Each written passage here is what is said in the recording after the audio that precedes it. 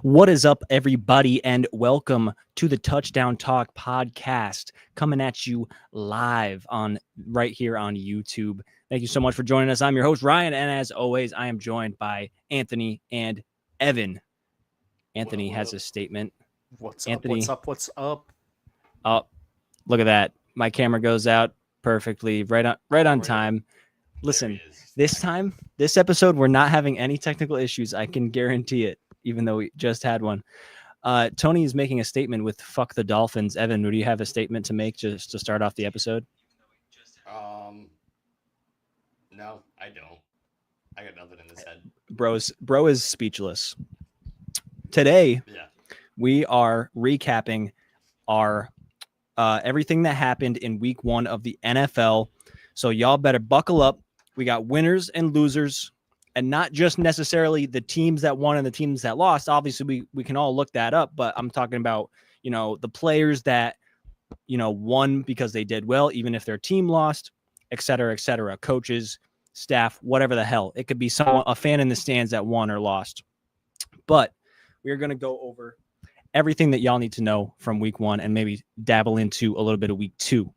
So we're going to start off with our winners. Now, I'm going to let Tony take over. I'm assuming he's going to want to talk about the Patriots. Maybe he's going to want to wait to the losers section to talk about the Patriots. But go ahead, Tony, and let me know who you got. You got a winner or a loser you want to talk about just to start us off. So I could go. You want me to start off winners? I'll just start off winners. Yeah, start with a winner. Let's start positive. We want to keep things positive. All right. For a winner, we'll go Pittsburgh Steelers. Just in general. Like the whole week 1, like you come out of week 1 with a win. But just the way that it happened. I mean, you have Aaron coming back, playing against his former team, throwing for more than 4 touchdowns, coming out, and I kind of still can't believe his post-game press conference, but it's Aaron Rodgers, so.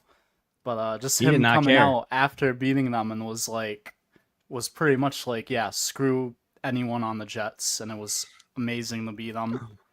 Real quick, I think that's perfect. I think we need more of that in the NFL, of a player going, hey, what'd you think of that? Oh, I hated him. I'm glad you said that. Absolutely. I'm so glad you said it. Because then, when's the last time we had a legit rivalry? Sorry for my voice, let me just preface this. When's the last time we had a legit rivalry in the NFL? When's the last time that we had a player or a team that legit hate each other? Aaron Rodgers hates the Jets. Yeah, I mean, when it's like a player versus a whole organization, I don't know if I've really experienced that. I mean, the last one I can remember was like when Richard Sherman against Michael Crabtree. That's just off the top of my head. That was good ones, OBJ and Josh Norman. Those guys were going at it. That's player rivalries. That was a really good one. Right. But you got to play a single player versus a whole entire organization. And like the head coach in particular is the guy who he talked about, like disrespected him. They made him fly all the way out to New York from wherever the hell he was at just to tell him you're fired. So disrespectful. And clearly he's holding that grudge. So it's literally, I don't know if we've really seen that recently where a player dislikes an organization that much. It's always, everyone's so PR trained to be like, yeah, they let me go, but like still have so much love for all those, they give this PR response that's just like bottled up, and it's clearly not how they really feel. I feel like I'm thinking about Micah Parsons right now. I'm sure that Micah Parsons doesn't hate Dak Prescott or CeeDee Lamb or like his teammates over there, but I would imagine Micah doesn't really have Jerry Jones at the top of his list of best friends right now. So you got some of that going on in that situation too. And that actually brings me to one of my winners, which is the Green Bay Packers. They totally blew the Lions out of the water, which I don't think anyone was expecting necessarily for it to be such a blowout like that. People might have thought the Packers would win, but no one thought it'd be a blowout. And I think that they showed right away that they won that Micah Parsons trade easily. with the pressures he was getting, and then he got a big sack at the end. And I just love the clip and the caption that's like, this just looks like a gazelle or a gazelle being chased by like a lion or some kind of predator. And that's totally what it looks like. And that's exactly what Micah Parsons is he's a freaking lion. He's a beast, and he's just waiting to be unleashed. So the fact that they got him is huge for them. So I have them as another one of my winners. Evan, you got anyone that is a big winner from this week? So I would say Justin Fields is a winner this week. Yeah. I would say possibly a team showing, hey, you're our guy. We're rolling with you. And that's huge for him because he got 4 years with the Bears. But after 2 of those, they're like, all right, we're on to the next guy. Or 3, sorry, maybe 3. And then it was Pittsburgh. They really didn't want him. They picked him up as a backup just in case. So hopefully he's finally found his spot in the NFL. Yeah, if it takes a few teams, whatever. But I'm happy to see him finally show out a little bit and say, hey, this is what you guys are all missing out on. Yeah, we've been seeing it a lot recently with like these players that sort of take their time and bounce around to a couple of different teams before they really find like where they're supposed to be. I think about Baker Mayfield, think about Sam Darnold, Geno Smith. Like these guys were journeymen in the NFL before they really like had that spark. Yeah. And it kind of seems like Justin Fields could potentially be hitting that too. I think it also might say a lot about the Steelers defense, and maybe we've been sort of overrating them potentially. But it could totally be a Jets thing too. Yeah. I liked what I saw from Breece Hall in that game. He looked very electric after being written off. Angry when he was running. He looked mad. And that's how it should be. And he just looked pissed, and it was great. I loved it. I think Breece saw Garrett Wilson and Justin Fields. They all looked great. Yeah. It's crazy because fantasy-wise, all across the board, I'm like, I'm not picking a single Jets player. I'm avoiding the Jets at all costs. And then it was all the Jets players that were like some of the highest scoring fantasy players of the week. And, in other offenses, which I can get to one of my losers, another AFC East offense, the Dolphins, I kind of went heavy into that sort of realm with some of my fantasy picks in Devon A-Chain, Jalen Waddle, guys like that. And that's not really going too well as Danny Dimes totally took a dookie on them and put up 33 points with the Colts. Miami just looks like a shell of themselves. I mean, this was a team that scored 70 points 2 years ago on the Broncos. A-Chain had a decent game though, didn't he? He did. No, he redeemed himself towards the end with a receiving touchdown. But in general, the Miami offense just looks really, really bad. I have Tua as one of my big losers because of, I think he had 3 picks against, the Colts. No one was really afraid of the Colts defense or even the Colts in general. I think I picked them as my last place team in the AFC South. I forget what you guys picked, either 3 or 4. And no one's thinking this is the team to beat. AFC South for sure. Yeah. And they're probably still going to end up bottom of the AFC South, to be honest. So I think they're worse. I think most of us had the Dolphins towards the bottom of the AFC East, though. Yeah, that's true. Yeah. It was Bills 1, Pats or Jets 2, and then Dolphins 3 or 4. Like, it wasn't like we had the Dolphins at 2. No, I'm pretty sure we all had them in last. 3 or 4. Yeah, it was in one of the bottom 2. I think I said this on a previous show. Again, sorry for the voice, but I said on a previous show was once Tua has 1 interception, it's just downhill fast. He threw the 1 pick, and I was like, well, there it goes. Or he has a fumble, some sort of turnover that's on him, and it's like, they're done. It's the weirdest thing, man. It's odd to me. It's like mentally he can't recover from it. It's tough. It's either 0 or 3. There's no in between. Yeah, I don't. Again, maybe that's because I never played football, so maybe that's just how I see it. Again, I played sports growing up. Yes, I've always heard short memory. Hey, you last drive, let it go. Next drive, new drive. But Absolutely, and the best players in football and in all sports can do that. Have that short memory, forget about that pick, and go out and not feel like inhibited by it. But clearly, Tua doesn't have that ability, and maybe it has to do with the concussions. I hate to bring it up, but it's possible that affects your decision making a little bit. You know what? I mean, he's always been known as Tua turn the ball over, right? But he wasn't really this bad, I feel like, in 2023 when he led the league in passing. I wouldn't have expected him to put up stinkers like he did. If you had asked me in 2023, I would have said he's one of the better quarterbacks in the league. So his fall from grace needs to be studied. That's a tough one. I thought he always sucked. I always thought he was bad. Even when he had that crazy good season statistically, I just even at Bama. I didn't like. Well, I mean, I didn't really watch him when he was at Bama, but he was the one who came out and took Jalen Hurts' job, and then they won under him, right? Yeah, I believe so. In the final, I want to say Jalen Hurts wasn't playing well. In the championship, right? Yeah. Yeah. Well, I mean, that's college. I mean, Mac Jones also won a national championship, and he was the worst thrower of the football I've ever seen on my television. Ever? Yes, and that's not okay. Wait, that's not a joke. Listen, we've watched Tim Boyle. We watched Nathan Peterman throw 5 straight interceptions for the Buffalo Bills at one point in time. So, Tim Boyle threw a 100-yard pick six on a Hail Mary on fucking Black Friday. So I mean, I've seen, but Mac Jones has some really, really bad low lights as well.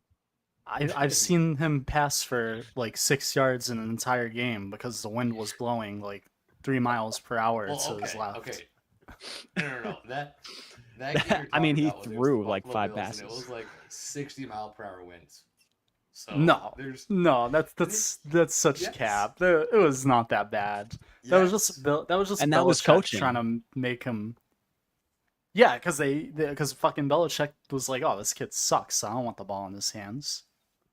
The wind was that bad though. If you look back at that game, Josh Allen threw a ball. Yeah. Like it wasn't just him. I think it was a combo. Yes, he had a noodle arm. Don't get me wrong. I saw him play in person. Absolute noodle arm. But still, when the wind is that bad, what do you want him to do? I think that example is like a little bit of both, where it's like Mac was already on thin ice at that point in the season. He was already playing bad. And then on top of that, the weather came in and it was like even more reason to run the ball. And like Mac was making mistakes without wind. So then imagine adding in a whole nother factor, and then Josh Allen on the other side has that rocket arm. So if he's really slinging it, he can potentially, combat some of that wind. And that's probably why they let him throw the ball, because he has that. Right. But still, that's a wild example to bring up. I think of the game against the Colts when they were in Germany, I think. And that was like last straw. Cool. And I think he threw 2 or 3 picks. Kraft decided to fire. He was going to fire Belichick after that game. I think that was like when everything came tumbling down. It was towards the end of the season, and it was like, we're done. We're cooked. Yeah. And then Mac got sent over to the Jags. Yep. But God. And now he's on the 49ers, so. Yeah. Yep. Who is perfect segue into my big loser this week? The 49ers. The 49ers. Really? I don't remember if they won their matchup this week. They did win. Yep. They won, yeah. But losing your top 3 guys is never good. Mm-hmm. On IR, you can see Purdy out for, I heard possibly 4 weeks. Wait, Purdy's out? I'm here possibly. I'm here like it's a big thing that he could be out for a little while. That is And news then- to me. I didn't even know he and got then hurt. Jawan Jennings is getting a bunch of MRIs done on his shoulder.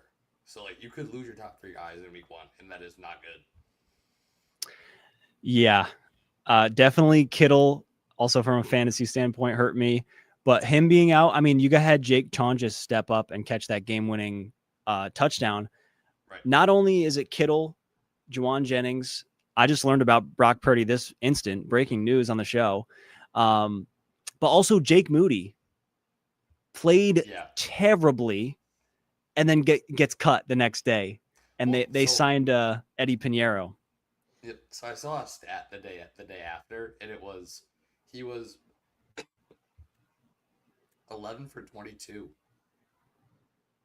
Going back how far? Jeez, man. 22 kicks. He was 50% of his last 22 kicks. Like that is nuts. That's so rough. That's just insane to me. I'm gonna take a second to read some of these chats.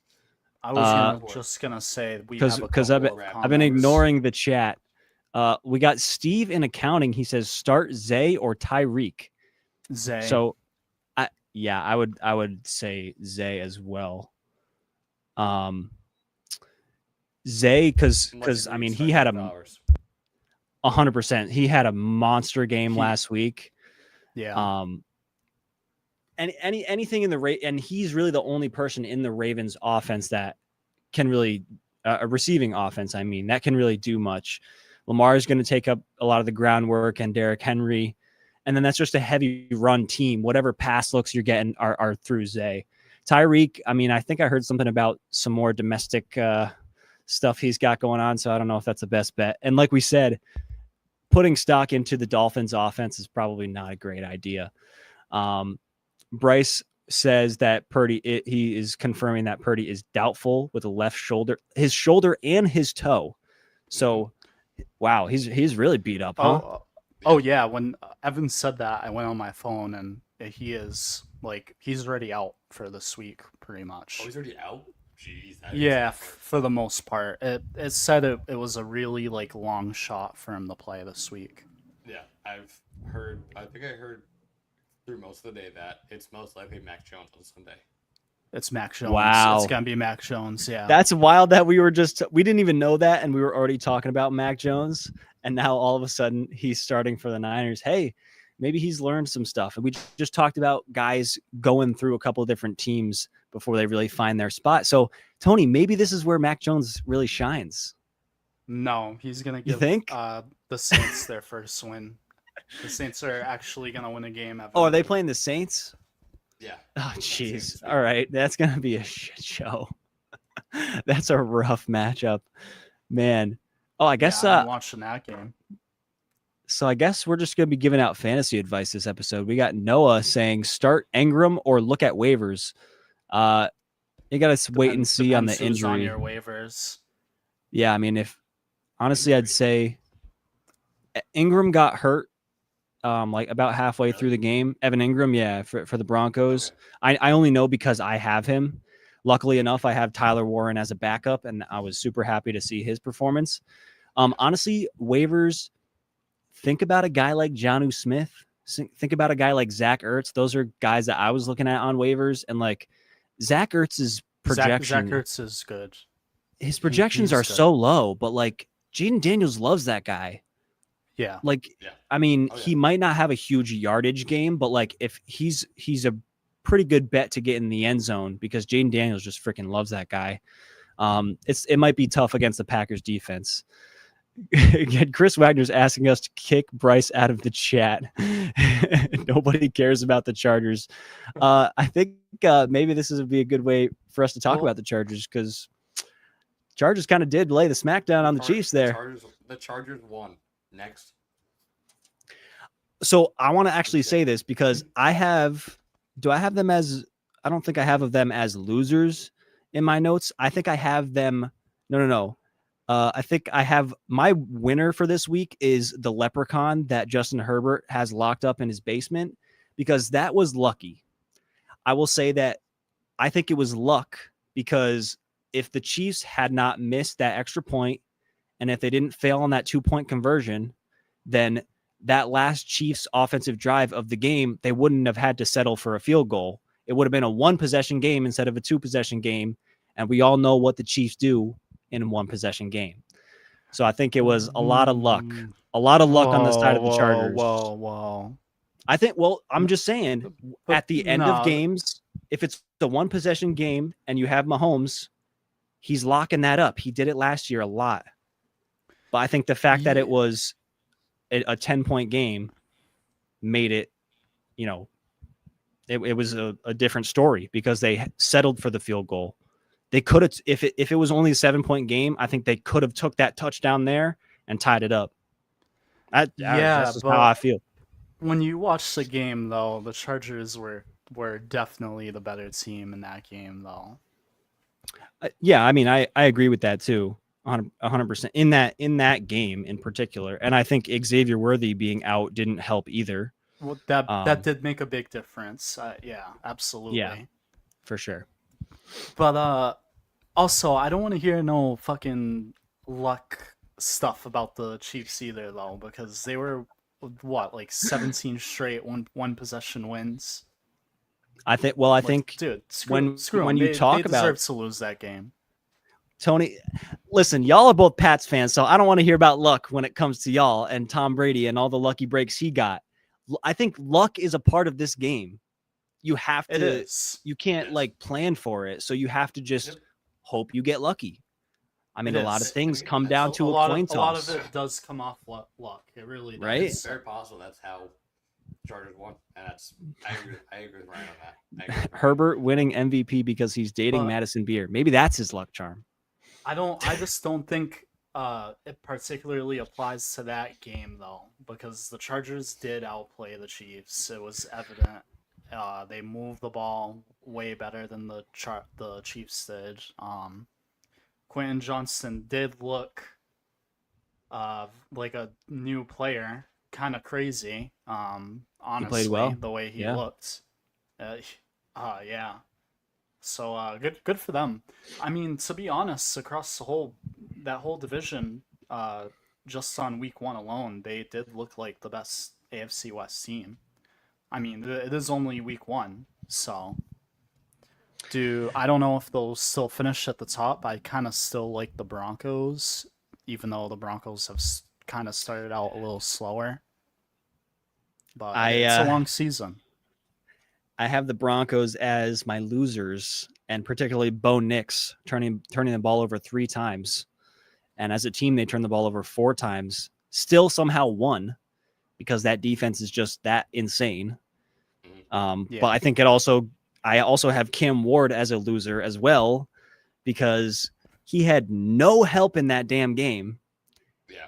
He was just struggling to really find anything around him that could help him out. It was like him versus the Broncos. There was no help.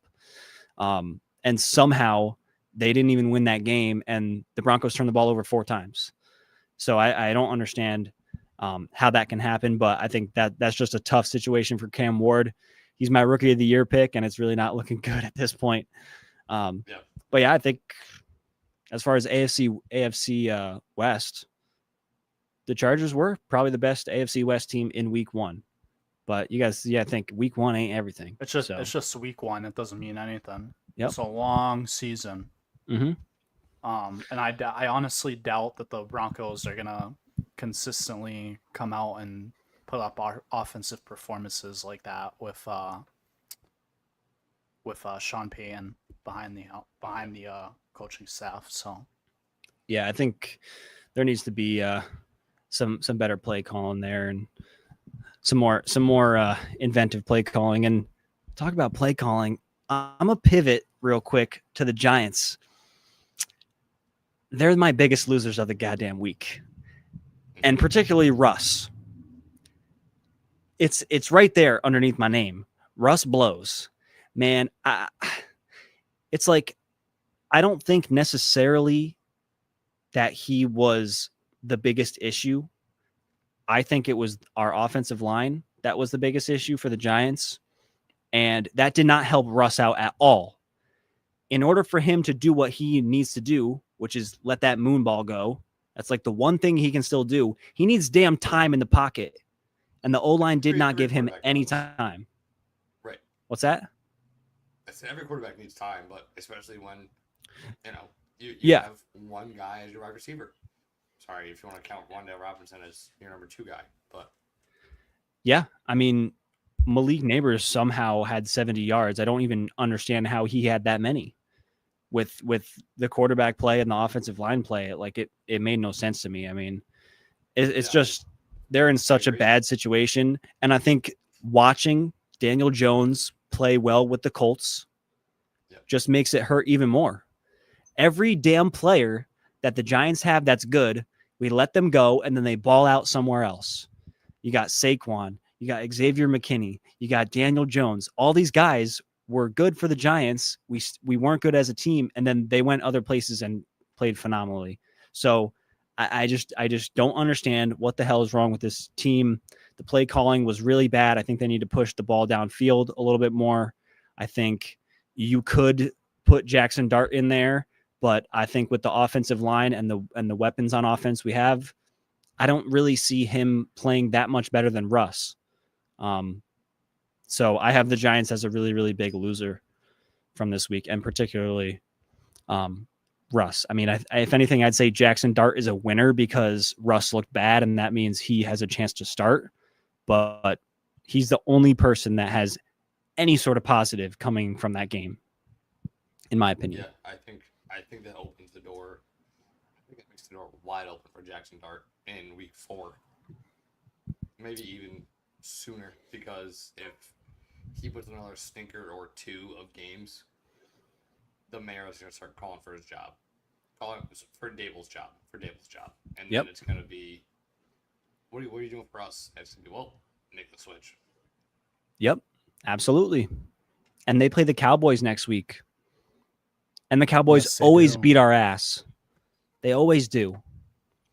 And even without Micah Parsons, I really don't feel confident about our chances with them.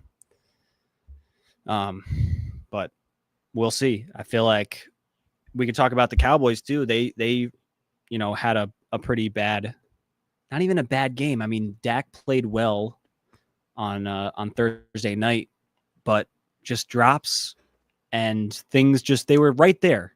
They were right there, very close. But just couldn't get it done. I mean, we had Nick in the chat saying Cowboys could have won if CD didn't drop every important pass. And honestly, I'd agree with that. I mean, CD had a great game, more than 100 yards, but he dropped the most, like you said, the most important passes of the game. I don't think that's going to happen next week.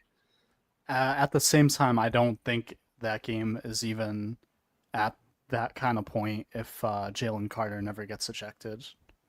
Because I think that's huge. They were like, the Cowboys were dominating the line because he was out, and it's crazy to think like that one player like Jalen Carter caused that much of an effect. But in that case, it really did if you watch the game, because the Cowboys were running the ball all over the Eagles at one point. I mean, I think it was those. Fantasy was great that week. I didn't expect 2 touchdowns. I expected maybe 1 and like 60 yards, but still it went well. Yep. Javonte, yeah. Yeah, seeing how one player can mess up your whole flow as a D line is so weird to see, but it's even weirder to see it happen from the start of a game. Like, yeah. The game didn't even start yet, and you knew they would have dominated the line. He's not there, and there's holes all over the place. Yep. Yeah. But I mean, like, can we actually like just talk about that for a minute? Because the first play of the season, you get someone who gets hurt on the field, and then Dak. This is what happened. Dak was spitting at the ground because he was just fucking. He had the split. He had the fucking Hawk 2 of that thing. So he was just spitting at the ground. And Jalen sees him spitting. He goes up to him. He's like, "Did you just spit at me?" And Dak was like, "What?" And he's like, "Yeah, you just spit at me." And Dak was like, "No, I didn't." and then fucking Jalen just right on him. I love the sound Which is effects, just Tony. crazy. That's a wild. That's absurd that happens. That's That's like it's the most insane way to start a season. As my camera goes away, I promise, no tech issues. All right, dude, how do you lose your cool like that? I mean, Dak was. He said that he just had to spit and he was spitting on the ground. I don't know, man. I don't know. He the was. way If you see the way video, that it. But dude, the he way was it like reads 5 was feet not away like from that. him. Well, no, I don't think he was trying to spit on him, but he's trying to spit on the ground, like in his direction, and that's just disrespectful. And then the way that Dak looked directly at him, and gave him this little this little look, Shoulder. this Give him a fuck you smolder. smile. It was literally like this shit eating grin, and like it like if so, I would not spit on someone if they did that to me, but I would feel disrespected for sure. Right. Okay. And then Jalen Carter, I think, just lost his cool and felt like in that situation, like he needed to get his lick back, his spit back. You know what I mean? So, yeah, right. I mean, but at least it's- do something like, I don't know, like don't do If it you right s- in if- front of the but- ref's face. Like the ref yeah, is and then standing right there. the ref was right there. I mean, and then the other thing is the very next day you have Tier Tart literally smacking Travis Kelce in the face, and he doesn't get Nothing ejected. happens. So rewind. Yeah. If Jalen Carter in that situation smacked Dak Prescott in the face instead of spitting on him, It's fine. would he not get ejected? He Is shouldn't. that the From is now that the on. precedent that we're setting? From now on, Well, I if mean- you hit a player with an open hand, you're fine. That's what I saw. Open hand Open hand's the is, biggest. Oh no, is he's less right. harmful than spit. That's the thing though. If it's like an open hand on the field, you won't get ejected. What? Yeah, It's I'm after pretty. They the play talked was about that over. during the game. But has Yeah, that been a thing in the That's crazy. past? I mean, I don't feel know like, about the past, but this year that is the rule. Like the guy came out and he was talking about it during the game. He said if you have an open hand, you're more according to the rule, you're more than likely to be okay. Like they won't eject you for it. But I feel like that hasn't been the case in the past. Why is the rule different this year? I don't know. I don't know. I'm asking you as if you're the official, but I You know, like, swear it's just I kind of remember that during the game though. The guy talked about it. and yeah, everything. whoever the like rules The official rules was, yeah, I analyst. remember it too. Yeah, but it just feels weird. You know, it doesn't feel like an equal sort of thing. It's not Spit equal versus like Well, literal smack in the face. I'd way rather be smacked in the face than spit at though. Yeah, I guess It's you're like- right. Then you have someone else's freaking, inner biome on you. Like, I'm all set with that. Fluids. Yeah, like you have whatever they have now. Gross. Also, it's Travis Kelce. Like, come on, like he deserves to be slapped. What the Honestly, he deserves to be worse than slapped. Is that what the ref said? Is that what the ref said on the broadcast? Well, Kelsey kind of deserved it. Yeah, he's an asshole. That'd be hilarious to hear from a ref. It's like, yeah, I don't like the guy either. The ref's on board. Yeah, you know what? I hate him too. Back to you, Jim. The ref right next to Jalen Carter also spits on Dak. Like, yeah, fuck that guy. Just like, damn, that's mad disrespectful. Oh my That's god. hilarious. CD turned into Quinton Johnston, and Quentin turned into CD. Yeah, All right, definitely. I can't start Pretty calling much. That's how it Johnson went for week speaking one. name already, but see what he means. It is also Johnston with a T. So let's get that Yes. right. So some other losers, because do you guys have any more winners you want to talk about? I actually have some more, but I want to talk about some losers first, if y'all are cool with that. I would also like Yeah, to say- I have a couple left for both. So I still have one more loser. One more. Go The ahead. Bengals still. Yeah. I think we're gonna harp on the Bengals probably every game this season. Like, I don't know, man. They confuse me so much. Like, you have Joe Burrow who go up there and just sling the rock around, but then their defense gives up 24 points to the Browns, who have actually no one. it was only 16. Was it 16? But- My bad. Sorry. 17 to 16, yeah. But the Browns easily could have won that game. I mean, beating the Browns by Possibly. 1 point is basically losing. Right. Yeah, I agree. Like, you should never be that close, right? The end final score was 17 to 16. Bengals won just barely. But I want to say, is it Dustin? No. Smite, whatever the kicker's name is for the Browns. He missed a extra point. Smits. Smits. Shits. SMYTZ. Smits. Okay. All right. I believe. Smits. So Smits missed an extra point and a field goal. So the score very easily could have been 20 to 17 Browns. Obviously, there's luck involved. There's, obviously, if you just a kicker, it's three aspects of the game. Special teams is there too. So, whatever, you lose, you lose. But the Bengals O-line looked so bad. Joe Burrow was sacked 3 times.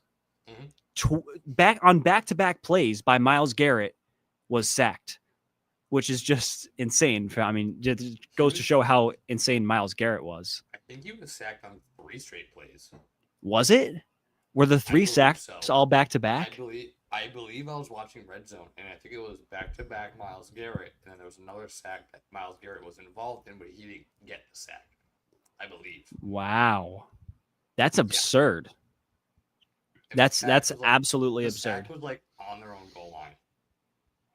I was going to say, because they must have been just pushing them back further and further. Mm-hmm. So not only in pass protection was the O-line terrible, but also in the run game. The average yards before contact for Chase Brown on his running plays was minus 0.33. So he was. Yes. Sorry. He was. So he was getting hit contacted before he even touched the ground. Before he got to the line of scrimmage, he was getting contacted. Yes. So how are you supposed to really have a run game when that happens? And that's not necessarily all Chase Brown's fault. That's mostly the O-line if they're letting people pass the line of scrimmage. That's just not the type of brand of football you want to play. I'm honestly surprised that they even won that game playing like that. But yeah, I mean, it just looks rough for the Bengals. Yep. Got to win, but still losers overall. I mean, I honestly, I don't know for the Bengals. I don't know if I would put them in as a loser or a winner for week 1. Well, they're definitely not a winner, but I don't know if I'd put them as a loser either. Only because this is just like the norm for Cincy. Like every year they come out into the season and they're just so awful. But the fact that they actually got a win week 1, coming out and playing the way they did, and they still came out with a win, I feel like that kind of gives me a little confidence, only because I just have a feeling that Joe Burrow and Chase and all of them will heat up throughout the season. So, because last year the Bengals they started like what, 0-3 or something. I remember them losing to the Pats in the opener. Pretty badly. Yeah. So every year they always come out and they're just terrible, even more terrible than they usually are. But they usually lose those first couple weeks, and that I feel like always has put them in a bad position. At least now they have a week 1 win, and maybe if they can improve and play a little better, maybe that win will make a difference for them. Yeah, I sure hope so. I mean, get some momentum going. There's that at least. Regardless of how the game went, you can at least, say we have one in the win column. We have some momentum, and then you can build on that and take that into the next game. So there is that. But if they don't make adjustments and fix some things, it's going to be a long season for them. It's going to be a long season regardless. But it's going to be rough. Another team that I have as losers for a very similar reason, just because their O-line is pretty bad, would be the Houston Texans. And CJ Stroud in particular, really didn't look good. He didn't seem like they were really in sync offensively. Their defense played pretty well, only allowed 14 points, which, Texans defense is known as pretty good. So obviously you would expect that. But their O-line did allow 3 sacks. And you had CJ Stroud after the game calling out his teammates for being lazy and for just going through the motions. And he said that this week 1 game would be a wake-up call for them. And I'm hoping that is the case. I like Stroud. I like Nico Collins in this offense. I'm a fan of what they got going on. I was really surprised, honestly, by the Rams and their defense. I didn't really think that their defense would play as good as they did. But they had 2 really impressive turnovers. The Rams did. I have them as winners. Obviously, they won the game, but their defense in particular. And, Tony, we talked about the Rams defense when it comes to Jared Verse. You had him as your defensive player of the year prediction. Jared Verse did not have a sack in this game, but they did have 3 sacks, and they had 2 turnovers. One of them was an insane interception on the sideline by Kobe Durant. It literally looked like MJ. He might be Kobe Durant, but he looked like freaking MJ going up to grab that thing and slam it down on his back, like super athletic play. And then you had Landman. I don't know his first name, but the way that he freaking came in and went boom, punched that ball out, and that thing went flying like it was Madden. That was like a Madden punch out where the ball just kind of flies away. It was super, super cool. And that was to seal the game. So huge day for the Rams defense. You gotta give it to them. Yeah, they're a relatively young, good unit. And they looked really well defensively, and props to them. Yeah, I think Puka looked really good in that game too.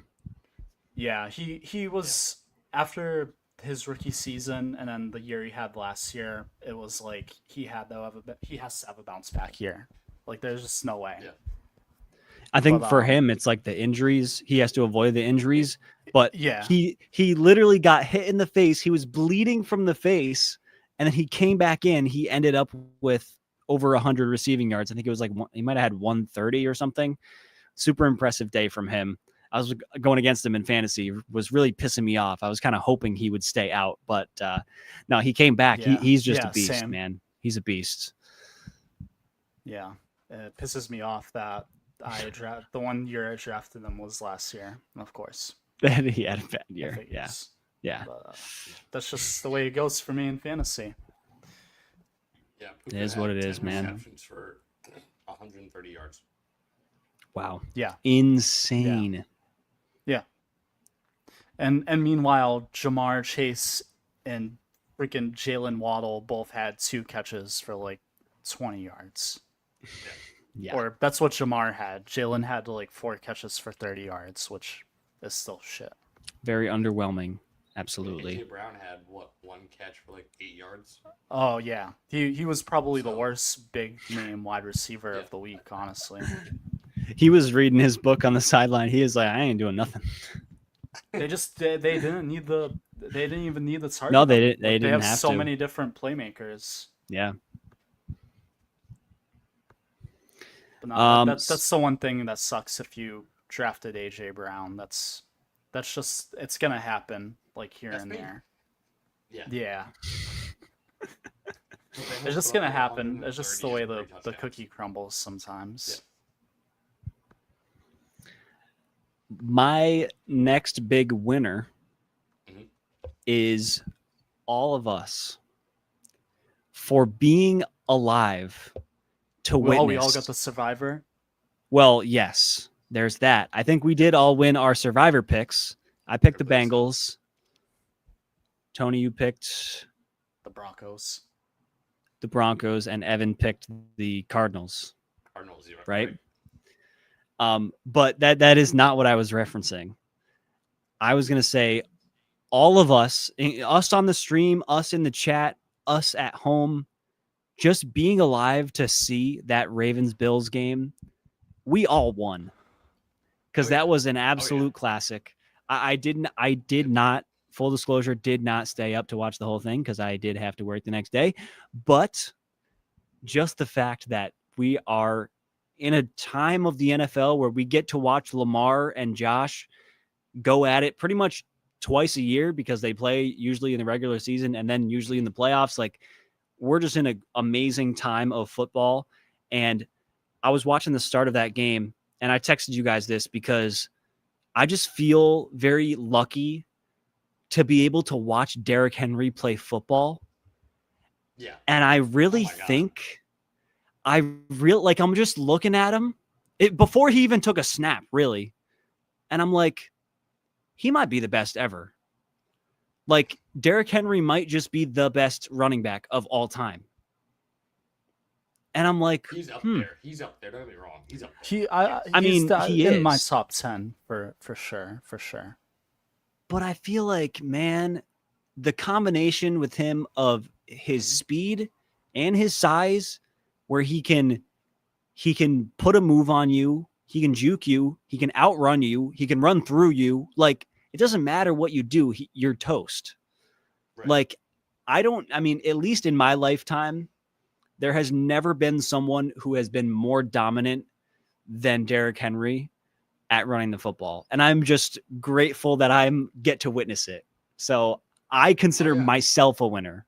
So I know I texted you guys, but I don't know if anyone else knows this. Derrick Henry still has not eclipsed the rushing yards he had in high school.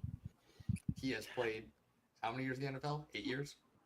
9. I think this is his 9th year. He has not rushed for more yards than he did in high school.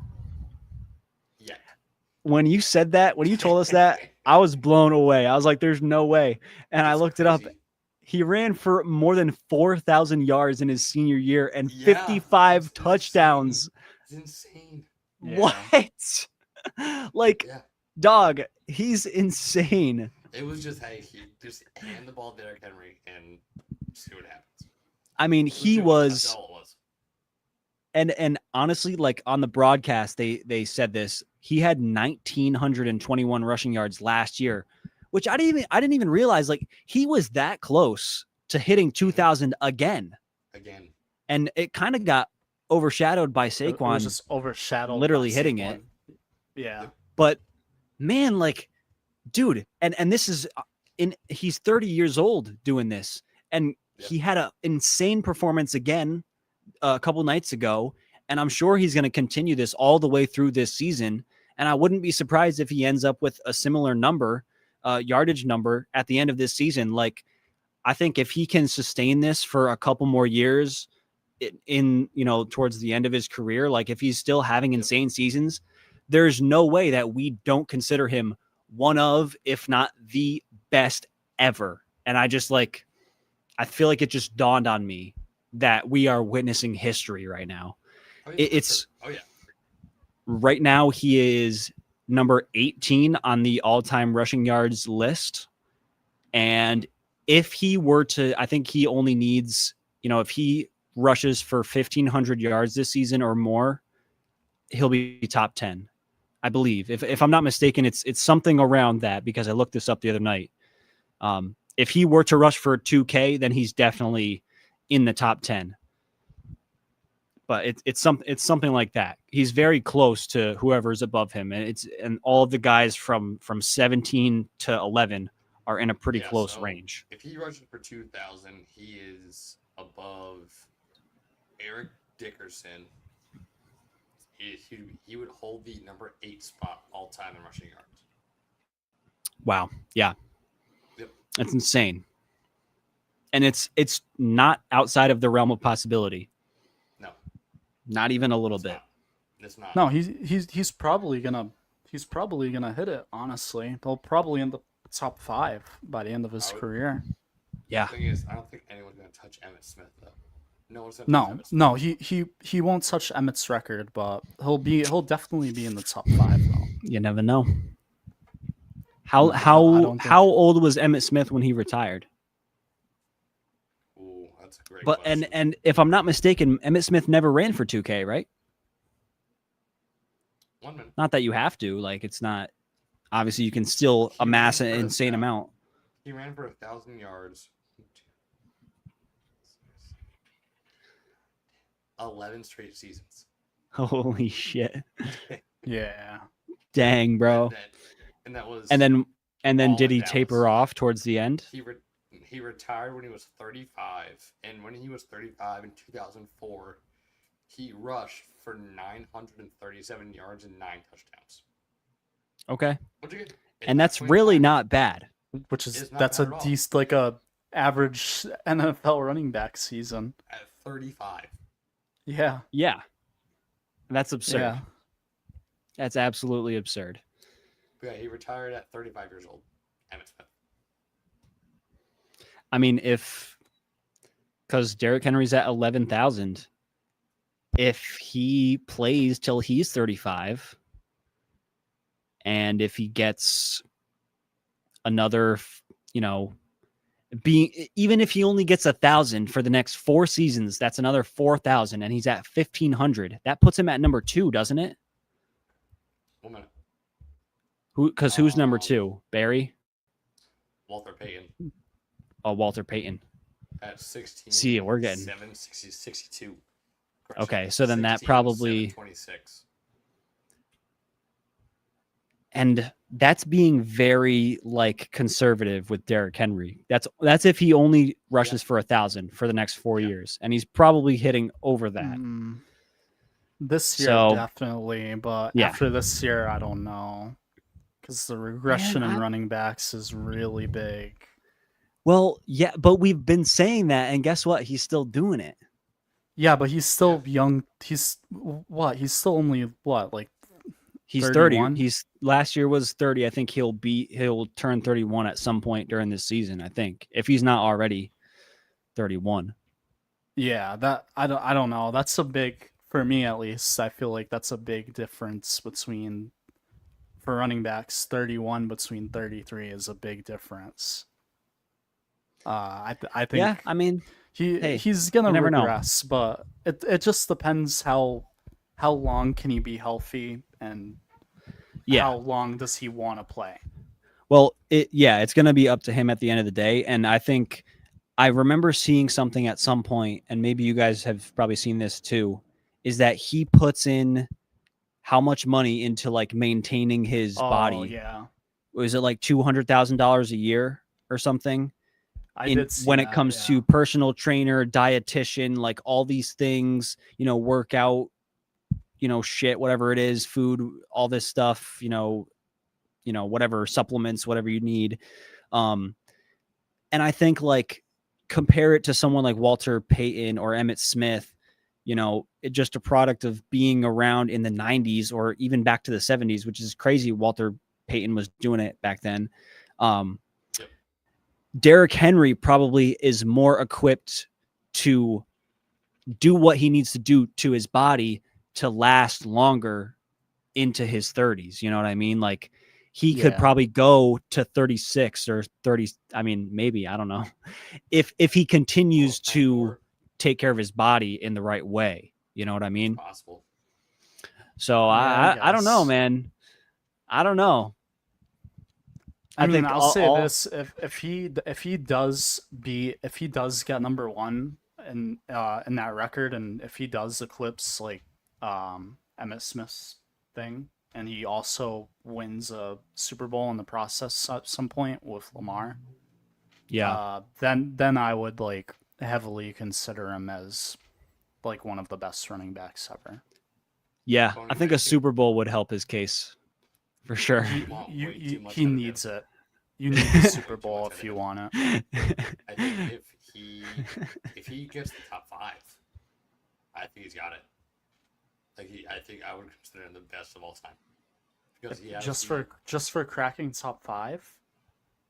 Look at the top 5 running backs that are in there now. Barry Sanders never won a Super Bowl. Yeah. Barry never won anything. Adrian I don't. Peterson Yeah, never won a Super yeah, Bowl. Yeah, yeah, AP. but Even that's Walter true, Payton but never won a chip, did he? No, he might have. Yeah. I think he did in the '80s, right? 85 Bears. Yeah. that's true. So Uh, But like I have you have Barry, you have Emmett, all-time and greats that are there that you would have considered all-time greats before Emmett Smith got there. You know what I mean? Like it's no, I Yeah. definitely see what you're saying, but I don't know. Maybe it's just me, but I just feel like I don't know. I just feel like Barry and those guys are so special that are on that list.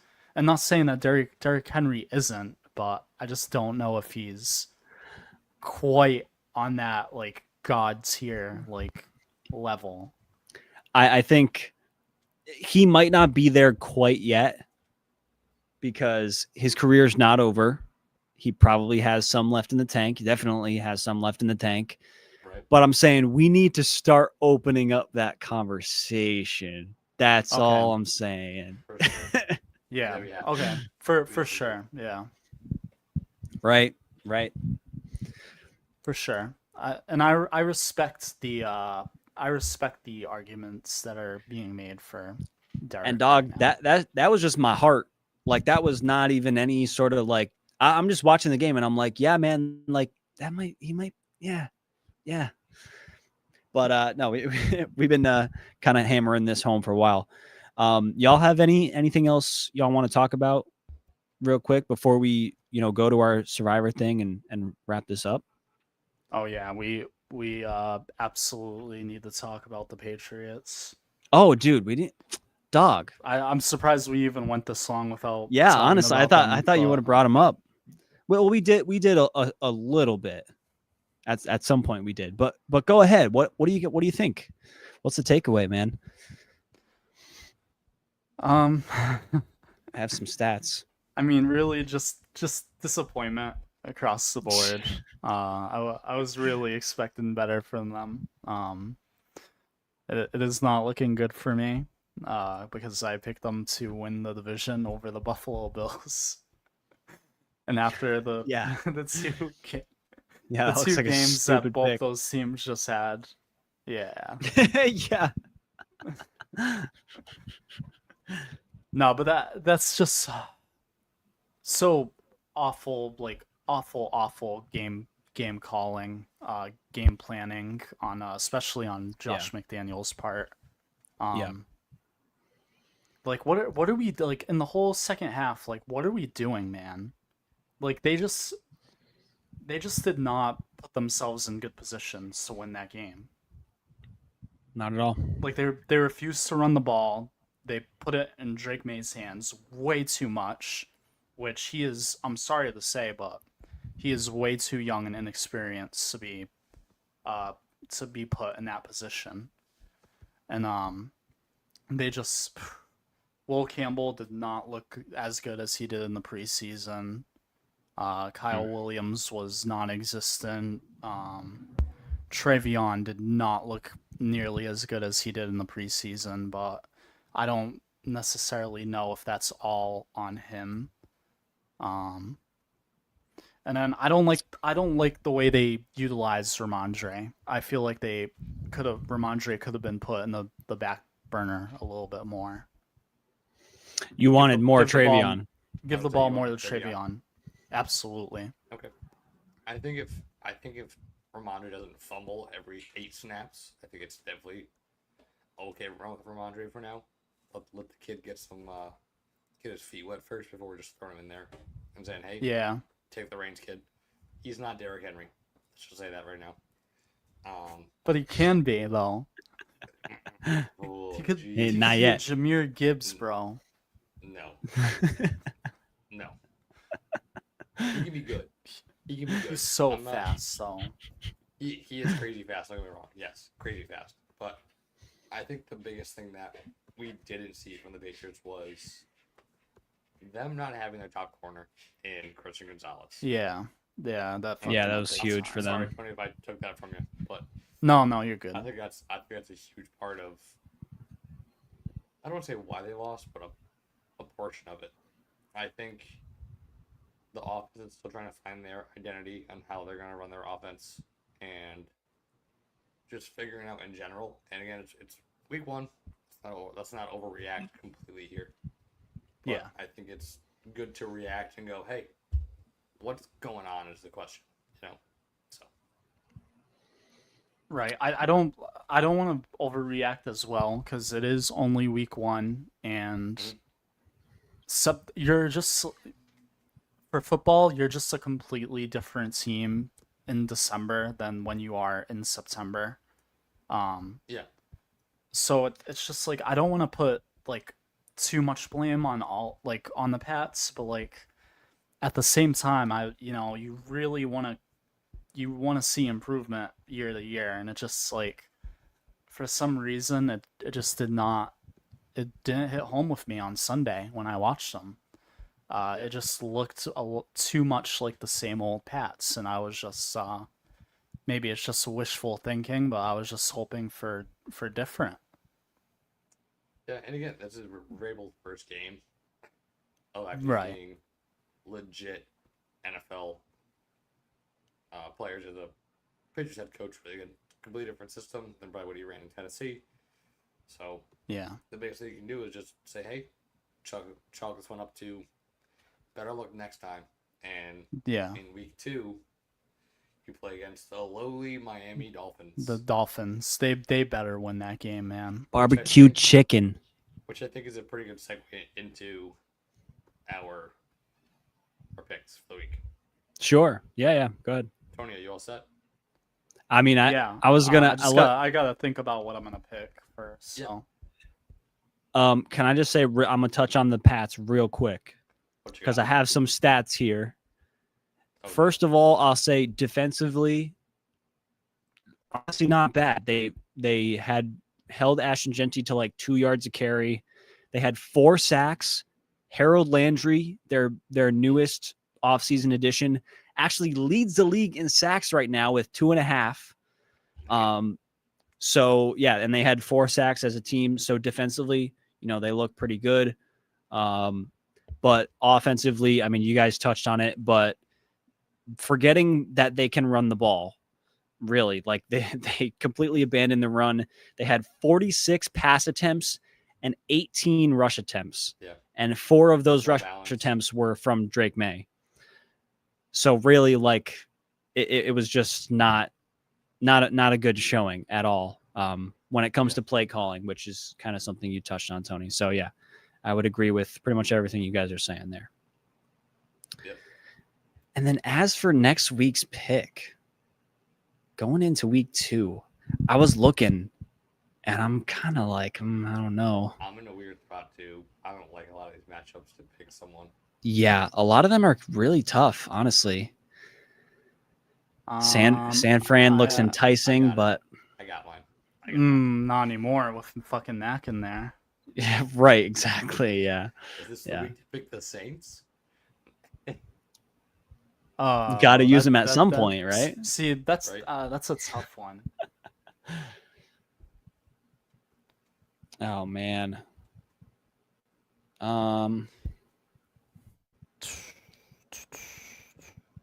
This is. I'm gonna go. I'm just gonna go with an easy one this week. I'm gonna pick the Ravens over the Browns. I was thinking that too. I might go with that. That just seems like the safest one for me.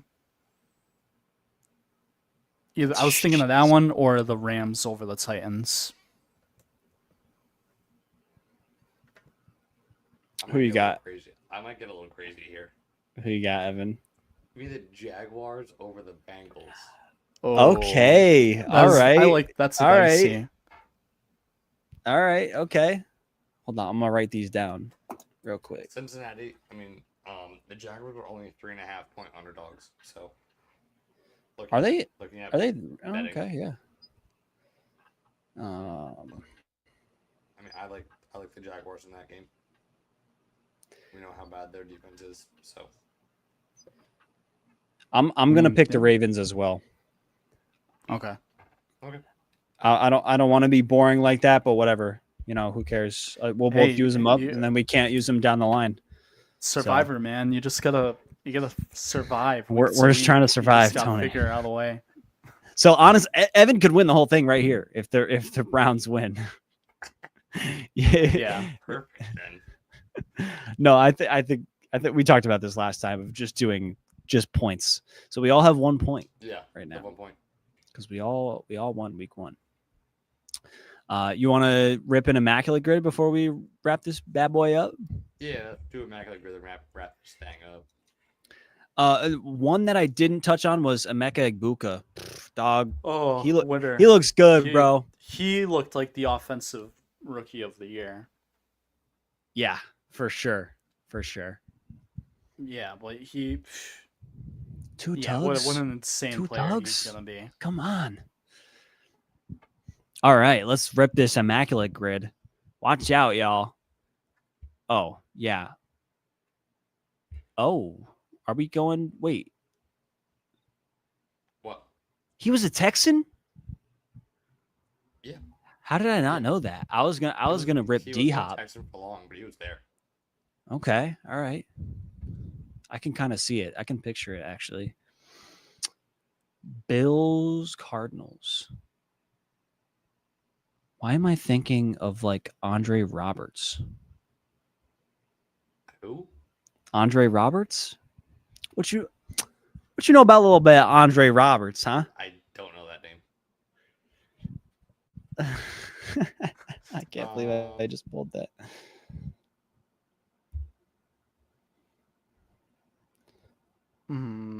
I don't really. I'm having trouble with a lot of these. Dog, this honestly. man played for everybody. Holy sh! Oh yeah, we just seen this thing too. We could go Jets and go. I believe LaDainian Tomlinson played for the Jets and also the. So did Chris Johnson. So we have two. We're doing to get Chris Johnson, yeah. Yes, we've ripped him before. Oh man, I gotta stand up. I gotta stretch my legs. And it's the 08-17 Chris Johnson, correct? What's up? Yes, Yeah. yeah, that's it. That's the one. Sweet. Yes, sir. And then Chiefs running back, 5,000 plus rushing yards in a career. Does Kareem Hunt have it? I don't. Or who was the big running back before? Priest Holmes, Priest Jamal Holmes, Charles. Yeah, Jamal Charles. That's who I was thinking of. Sweet.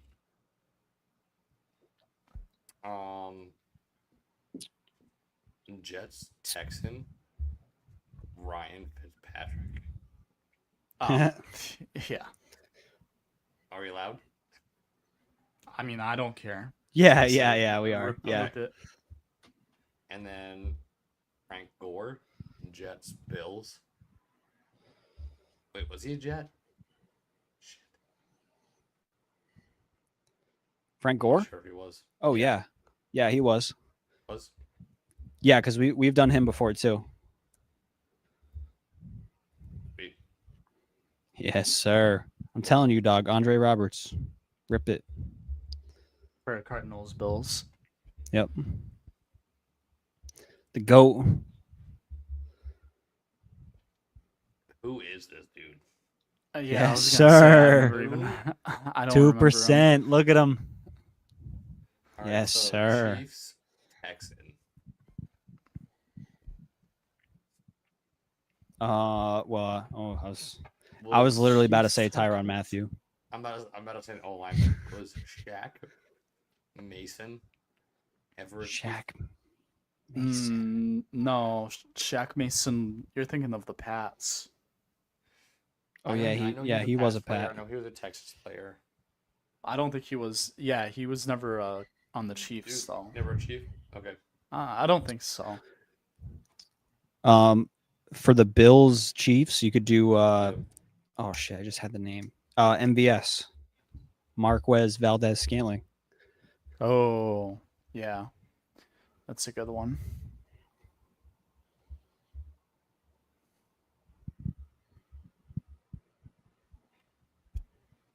Go. Sweet. We're just one more. This is it. Whole thing is Oh. Tyrann Mathieu also works for. D Hop. Oh yeah, good call. Oh, He yeah. was Chief last year. Duh. Yeah. No, it's so easy. That's an Yes, easy one. sir. Yes, Let's sir. go. Yes. Let's go. Rock on. Sick. Good stuff. Good stuff. Dog, we're too nice at this. When we have 3 heads going and doing it, it helps out a little bit. Yeah. We're just goaded. Undefeated. Yep, never lost. Never lost. Do this by myself. Except for those few times we did. But that's Except those- many times. Except those few times where I chose the wrong Chris Johnson. The wrong Chris Johnson. All right, y'all. Appreciate everybody in the chat joining us. Thank you to our 3 viewers. We appreciate you. Come back next week. Next week we'll be probably back on Tuesdays.